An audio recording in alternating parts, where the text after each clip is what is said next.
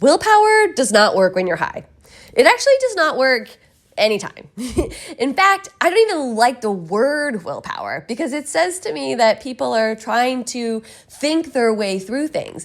And you can't think your way into a healthy habit, and you can't think your way out of overeating. You have to feel your way into it. Let me explain what I mean. I'm Beth, your personal trainer, cannabis educator, and founder of CannaFit. And we're going to talk about why willpower doesn't work today, because willpower, the word willpower, again, just makes me cringe after so many years doing this, almost 20 years in this industry, and people saying to me all the time that they need more willpower. And anytime I hear someone say that, my brain goes, no, you don't.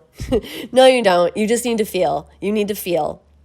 Because I used to think that willpower was a thing too. I mean, when I used to overeat at night, I would just like beat myself up. Like, why can't I stop myself from doing this? Because I was trying to think my way through it, and you can't think it.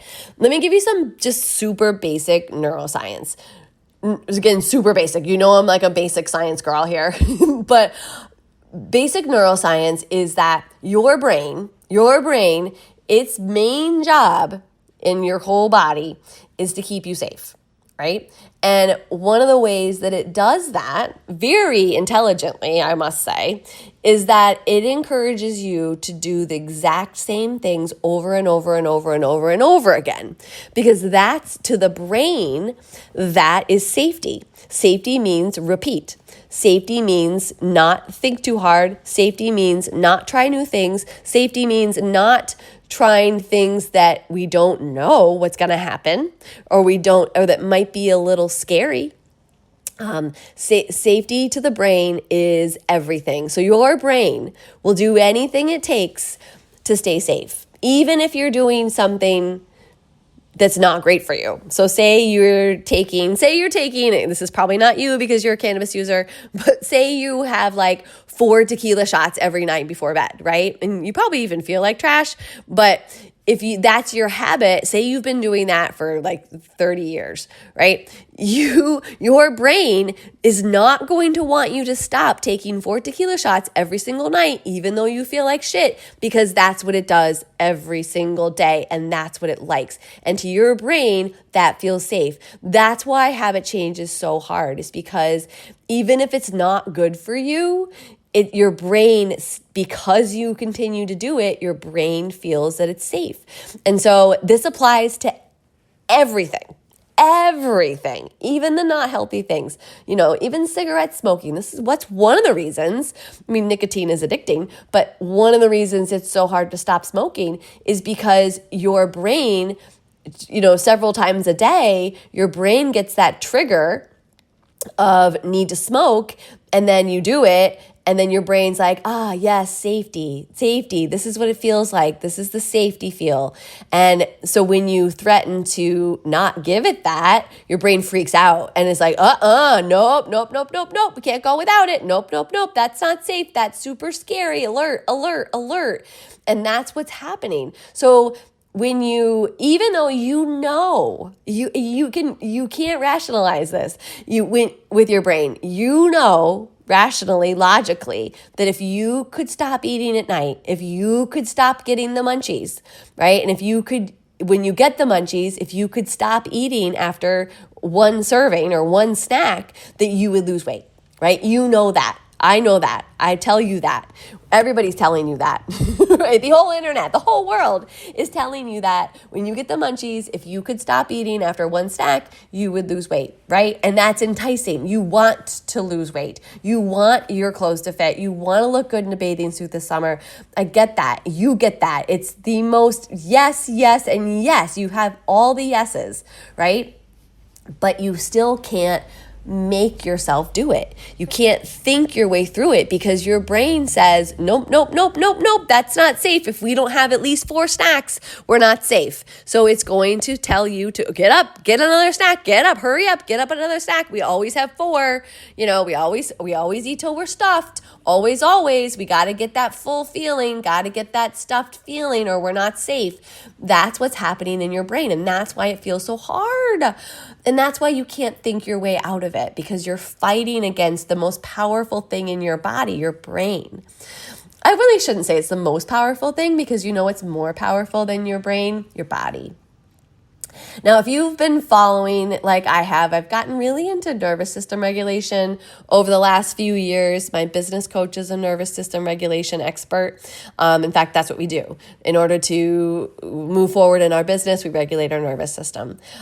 Somatic healing, somatic coaching, somatic exercise. You might be seeing a lot of that on social media or in the news or in any media that you consume. And that is simply the act of listening to your body. It's using your body as a tool instead of your brain as a tool, right? Brain is a great tool for certain things, but when it comes to especially fitness, nutrition, all of those healthy habits, it's really coming from your body, and that's the thing we need to be listening to. So that's why willpower doesn't work when you're high. Or ever. What does work when you're high? Now let's go back a step and talk about what's happening when you're high. Okay. Now, I also want to clarify that when I talk about the munchies and I talk about being high, I'm talking specifically about using THC in this situation. CBD, CBG, CBC are non-intoxicating, and they do not stimulate appetite. They cannot stimulate appetite. They do not bind to the same receptors. Only THC binds to the receptors that can stimulate appetite. They don't for every person. They don't every time. They don't always. They don't when you use them in combination with CBD. THC does not stimulate appetite when you use it in combination with CBD, because it balances that effect out. It does not always stimulate appetite depending on your personal chemistry makeup, depending on the dosage level. Higher THC, higher appetite stimulation. Lower THC, less appetite stimulation. Terpene profiles play a significant role in that sensory sensation of appetite stimulation. Your high myrcene is going to give you is going to be more likely. There's no guarantees in cannabis. It's all very personalized, but it's much more likely to stimulate your appetite than is, say, like a limonene, right? And these are terpene profiles that you can look up. If you are a flower user, Google your flower strain name, and it should give you a terpene profile right there. Okay, so you're looking for terpenes like humulene, right? Or a more energizing terpene like limonene or pinene, something along those lines are not going to stimulate your appetite. So when we're talking about appetite stimulation, it can come from THC. If you're using a balanced blend, if you're using a 1-to-1, a CBD THC, that's not going to stimulate your appetite, right? If you do feel hungry when you use cannabis, what could be happening, what's likely happening, is that it's highlighting your hunger that's there already, right?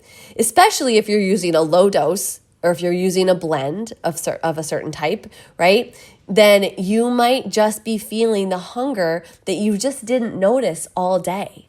All day, especially I know if you're listening to this, you probably have fitness goals, you're probably a gym girl, and you've been eating super controlled all day, super disciplined. You've got your meals measured out. Maybe you didn't eat a ton all day. You were good, right? Quote unquote good. And you maybe just had a salad and a protein bar and some coffee and called it a day. And you didn't notice you were hungry because you were go, adrenaline, cortisol, all those things suppress your appetite. So when you finally sat down and got high or even had even a low dose, you're suddenly hungry. That's just enhancing the hunger that was there anyway. That's not making you hungry.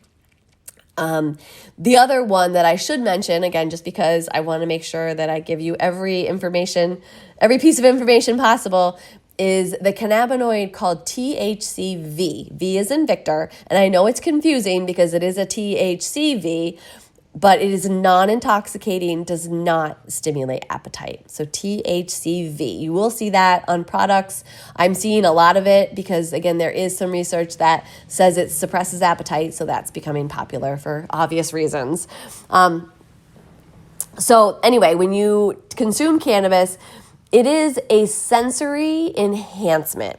So if you feel hungry, it might be just highlighting the hunger that was there anyway, or showing you hunger where you didn't notice it before, right?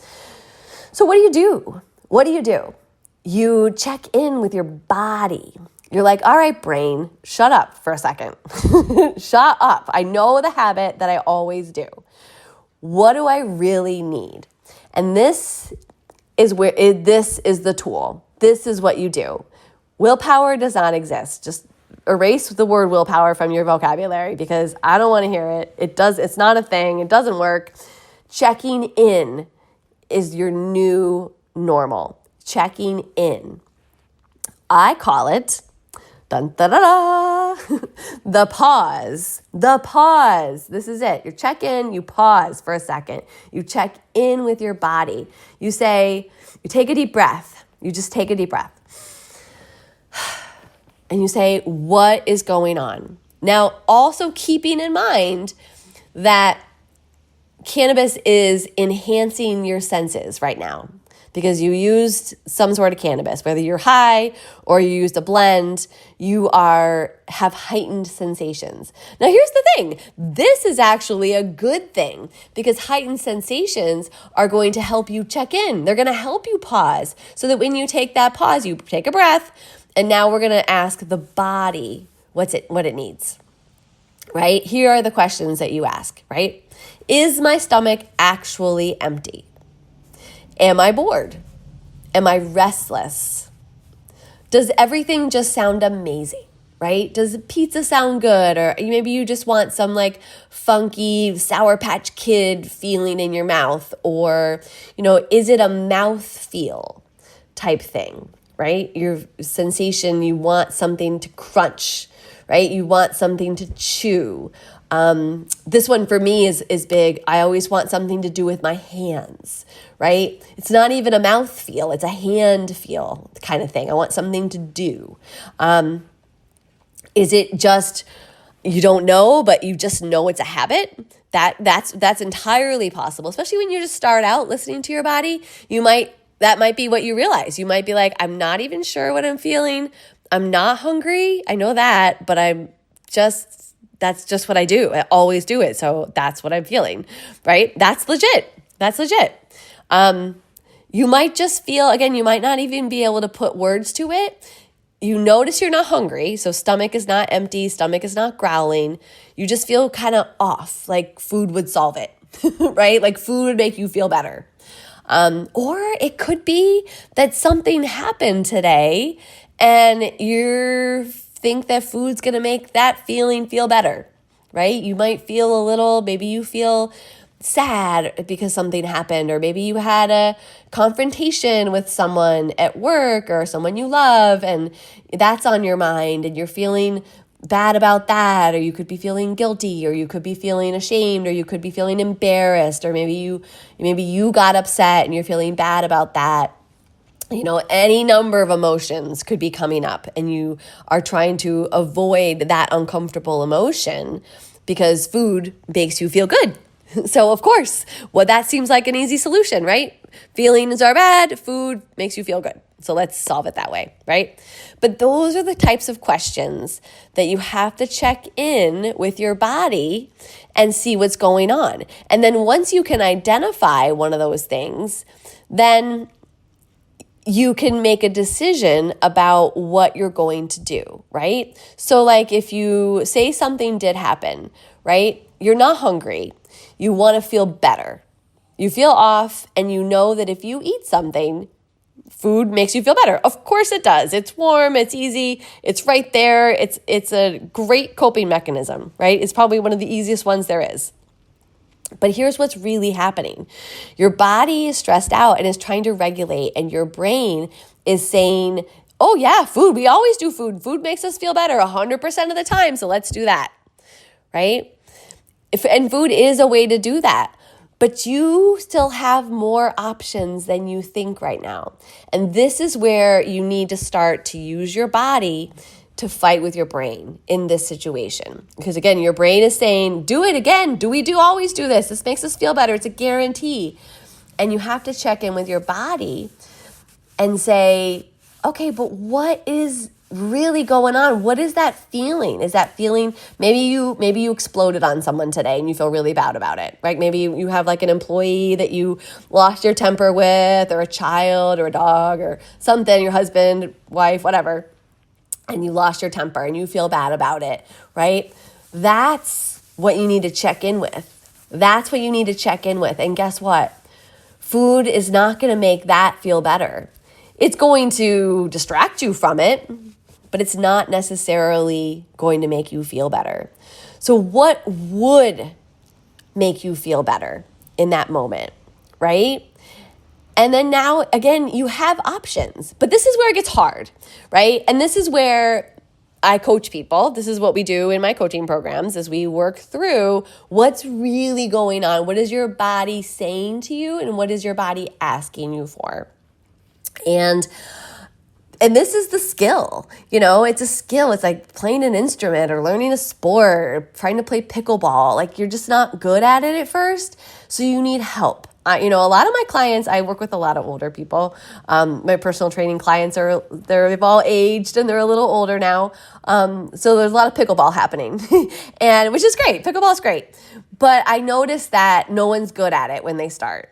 And so they go to lessons. There's a camp that one of the local towns offers, which I think is adorable. It's like in the morning for retired people, and they offer this pickleball camp for like 5 days straight. It's great. Anyway, they go to pickleball camp, right? So they can learn the skills to play pickleball so that they can do it by themselves easily and have fun, right? So I made an app that is an online tool. It's just it's literally a website that lives on your phone, and helps you pause and helps you walk through exactly what's going on in your body and what to do next, right? Because you can check in, but sometimes you don't know what to do. So in this example, right, we picked, I just feel off, Well, now you have, so you check in, it walks you through checking in, but now it's going to give you some options, right? And that you can choose that aren't food, right? Like, take 5 slow breaths right now, count them.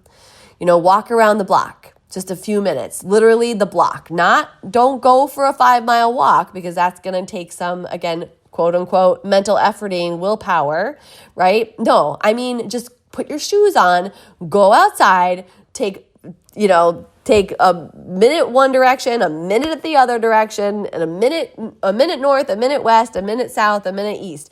Just go for a walk around the block. That's all it takes. Write it down. Just a few sentences. Just write down what happened. Just get out that energy. Once you get that energy onto paper, you'd be surprised at how much it moves through you. It's actually pretty amazing. Take a shower. Go in a different room.